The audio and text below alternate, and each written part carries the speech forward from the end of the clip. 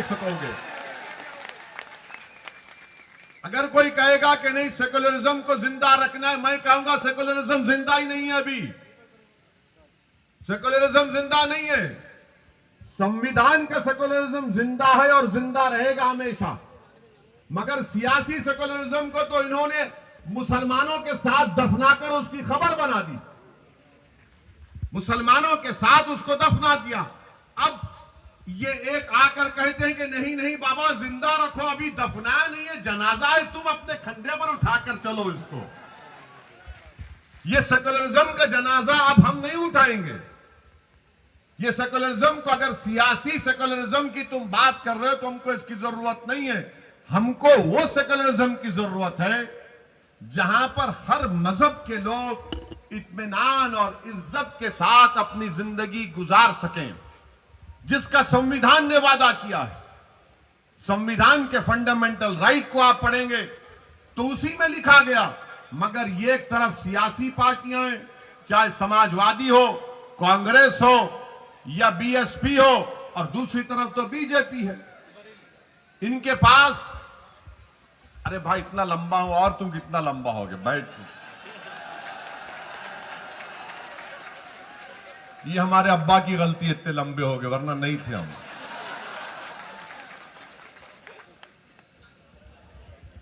तो मैं आपको बता रहा था कि ये सेकुलरिज्म के नाम पर आपके पास आते हैं।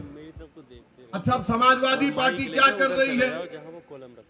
जहां कहीं शाम में मुस्लिम इलाकों में मैं सुना मुशायरा कर रहे हैं, हर जगह मुशायरा होता है। शायर आकर कलाम पढ़ता है, गंगा जमनी तहजीब, सेकुलरिज्म जिंदाबाद। अब बेचारा मुसलमान, अरे देखो कितना अच्छा बोला। मगर जब मुसलमान मुशायरे के बाहर निकलता है, अपने घर को जाता है, तो रास्ते में कोई उसको गाली देता है, ए मुल्ला कहां जा रहा है। उसको जब पता चलता कि यार ये तो मुशायरा था, ने तो हासिल कर ली, मगर मुझे तो रोज ये अल्फाज और अशार सुनना पड़ते, मुल्ला ये मुल्ला वो। मेरे अजीज दोस्तों और बुजुर्गों, यही तल हकीकत है, इसको आपको समझने की जरूरत है।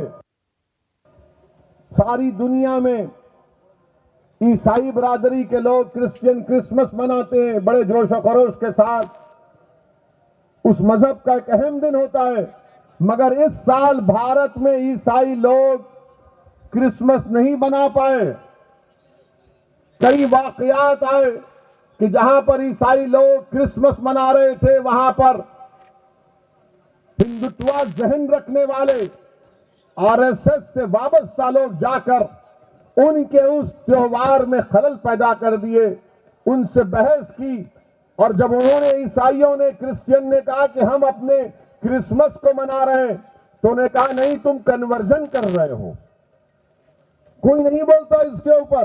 रात ऐसी नहीं है जहां पर उस किसी बेटे की मां बेचैनी से करवटें ले लेकर अपनी रात नहीं गुजार देती फजर की अज़ान तक कि मेरा बेटा दूर है, कहीं जिंदा है या कुछ हो गया है।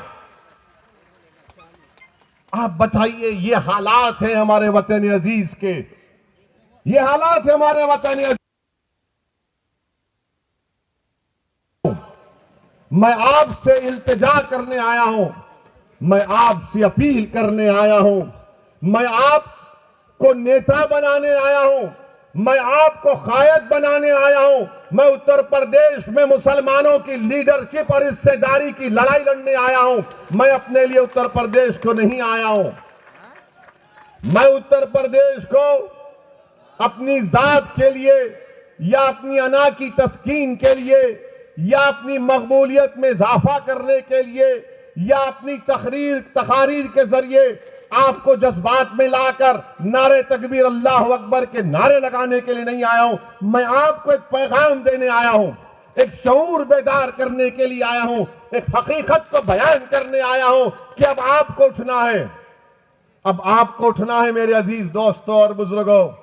कब तक आप बीजेपी के डर से, कब तक आप सियासी सेकुलरिज्म के इस झूठे वादे के ऊपर आप इन पार्टियों को वोट देते रहेंगे?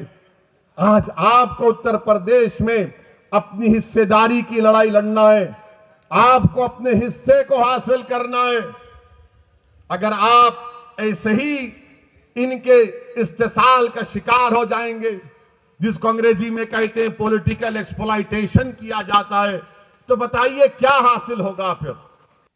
60 साल से अगर यहां पर मेरे इस जलसे में अगर कोई 70 साल के हमारे बुजुर्ग बैठे हैं, मैं आपसे अपील कर रहा हूं, अगर आप नहीं बैठे हैं तो जहां तक मेरी आवाज पहुंच रही, मैं आपके दिल से मुखातिब होकर कह रहा हूं, अपने दिल पर कर कहो कि मैंने जितने बातें कही वो सच है या झूठ है।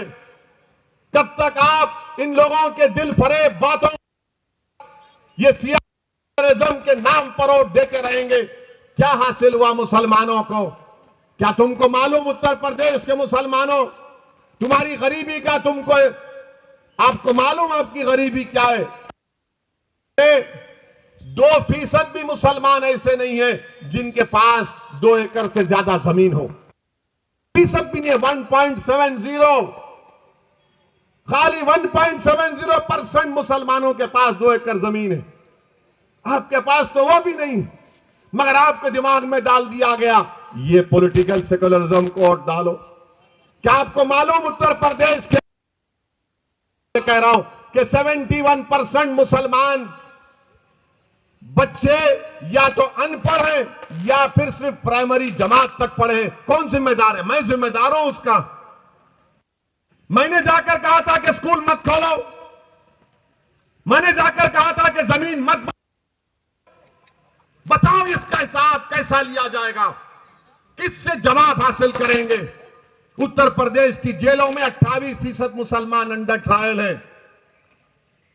शौकत ने सही कहा, स्कूल खोलने की जगह थाना खुल जाता है, अस्पताल की जगह शराब खाना खुल जाता है। क्यों खुलता है? क्योंकि आपकी सियासी अहमियत नहीं रही। इनको मालूम कि मुसलमान को सिर्फ जज्बात में ला लो। मैं आपको यकीनन जज्बात में लाने के लिए कह रहा हूं, मगर जज्बात का इस्तेमाल ठोस काम के लिए होना चाहिए। और जितने मुसलमानों को आपने वोट दिया है माजी में,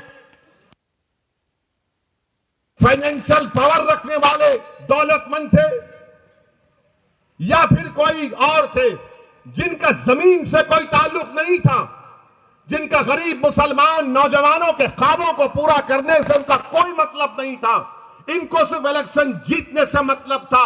वो ये समझते थे कि हम जीत जाएंगे तो बस काम हो गया। मैं ये कह रहा हूं कि मैं मिटने तैयार हूं, मगर तुमको जीतना है इंशाअल्लाह ताला।